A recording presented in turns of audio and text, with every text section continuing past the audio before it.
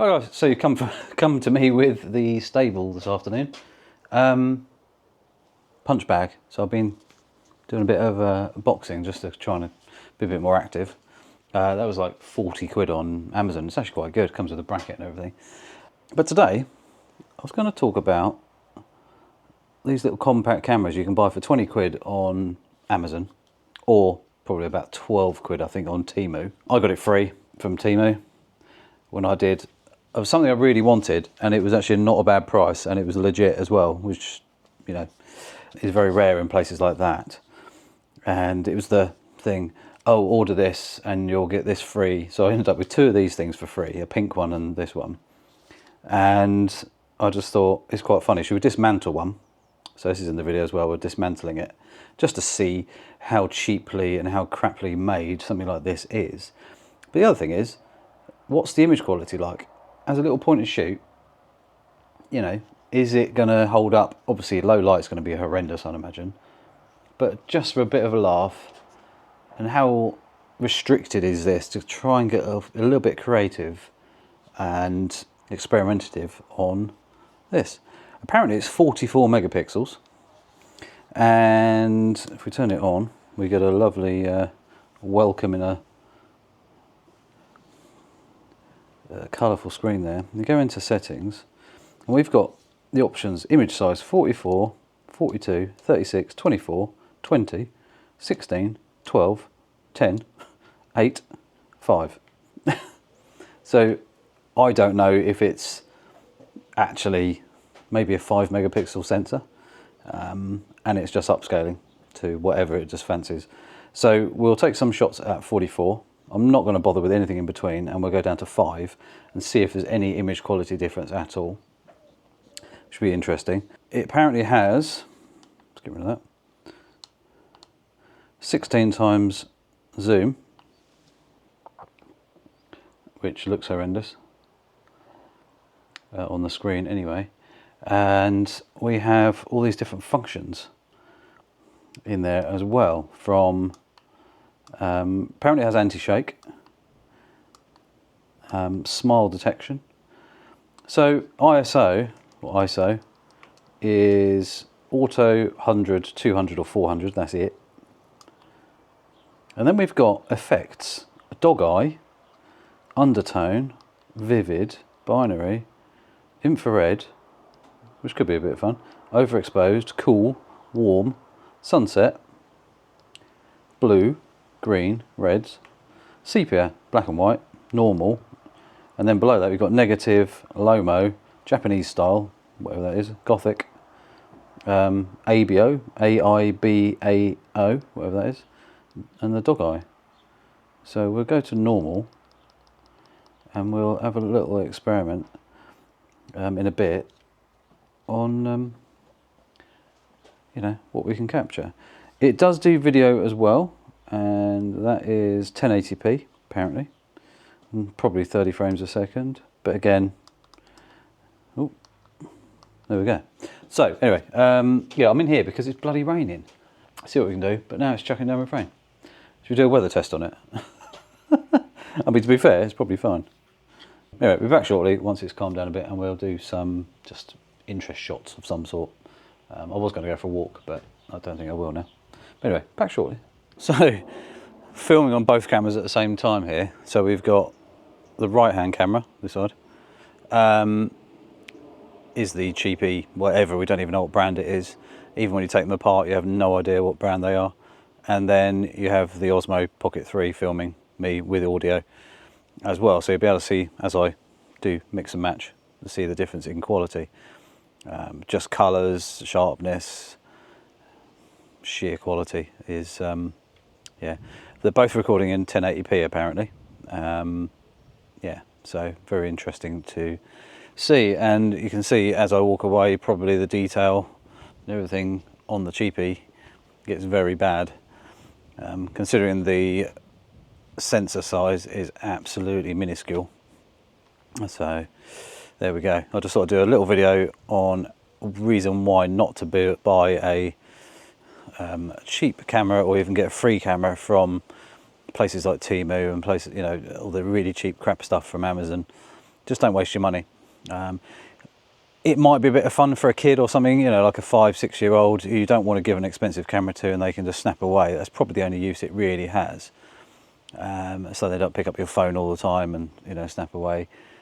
But then again, you're probably better off buying a cheap old phone. The camera's going to be better on it anyway, and they can utilise it and mess around with the apps and stuff like that as well, whatever you decide they can utilise. So anyway, I'm going to take a few more pictures with it, and then we'll jump on the computer and have a look and have a bit of a giggle and see how good 44 megapixels is on a sensor which is probably the size of a pencil tip, something like that. Anyway, let's go and have a look. Right, as you can see here, a totally out of focus shot because you have fixed focus and I was too close. But the screen quality is pretty bad, so you can't really tell if it's in focus or not, as there's no peaking or anything like that to help you. So this shot here is in the 5 megapixel setting, and the next image is in the 44 megapixel setting. I think personally it's a 5 megapixel sensor and it's just upscaling. There's no difference in quality at all, and you know, it's just yeah. To be fair, some of the landscape shots aren't too bad when you actually see it, but it is what it is. You know, it's a tiny little sensor, crappy little plastic lens, and you know, the light meter is all over the place, which is quite amusing to watch on screen. And you know, you haven't really got much adjustability. But as a kid's kind of camera, it'd probably be okay for a young child or something to mess around with and experiment. As you can see, too close again, out of focus. The exposure is not great, but it makes you think about photography a little bit. It's, you know, it's not easy. The shed there, and yeah, it just looks. These are straight out of the camera. I've not bothered editing. It's just a bit of a wish wash of quality. So you know, what do you expect for 20 quid or less? Yeah, it just shows you I wouldn't waste your money. Like I say, I got these free, so it doesn't really bother me, and I thought it's a good excuse just to talk about fake megapixels. And the fact is, the megapixels don't make your camera. You know I use the Sony A1, which has got 50, but you know, even a 5 megapixel or 6 megapixel camera from 20 years ago still produced some amazing shots. This was how smooth the zooming in and out was in video, and as you can see there, the quality is horrendous. So yeah, it's not really much cop for anything. Football actually is not too bad. Colours were pretty accurate, to be fair. I just thought, yeah, that's just quite amusing. It just took it because the sun came back out a little bit and the colours popped. So there we go. This is Colin the horse. I was trying to get a shot of him with his head up, which he did have his head up when I pushed the shutter button, but there's about half-second delay. So by then he got bored and was trying to eat grass. So I took about 8 shots and never got a shot of him with his head up. So that's another reason there was such a massive delay on from the shutter. It was just, it was just hilarious.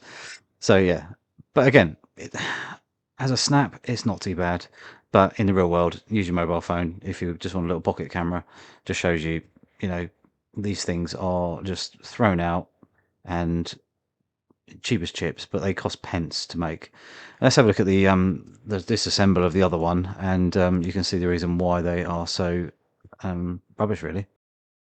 Well, first of all, this is a great little toolkit, and I think I got it through Amazon. I shall put a link in the description below if you need something like this, little electrical electronics kind of screwdriver set, Allen keys, Torx bits, all down to the tiny little stuff as well, which is really, really good. And that's the guy's business card, after sales kind of thing. So I'll put the link in the description. That's definitely worth the money, and that's who supplied it. Anyway, on to dismantling the piece of shit. Sorry, the pink camera. And as you can see here, it's not much in there. It's a battery which I snipped off, so I basically didn't get electrocuted. And you can see a heat sink on the other side there, on the left-hand side of the cover, which keeps the camera and the main board cool. No fan needed in here, but that is the camera there. That's how small the camera is, and there's a sensor in there somewhere underneath all that. There's a little lens there as well. It's just crazy. You know, it just shows you how cheaply these things are made. And when we have our cameras, which are obviously much more expensive, you suddenly appreciate the kind of quality and everything that goes into it. Anyway, that's the main board and all the other bits and pieces and the screen coming out the back. It's just junk at the end of the day. Don't waste your money on anything like this unless you just want a cheap camera just to kind of give to a 5-year-old who may get into photography later in life. I think maybe that's the only real reason you may get one, but it's not worth anything more than a tenner, if that. And there you go. Anyway, let me know in the comments below. Have you tried anything this rubbish out before? If so, let me know. And watch out for another video coming soon. But yeah, stay away from this junk from Temu.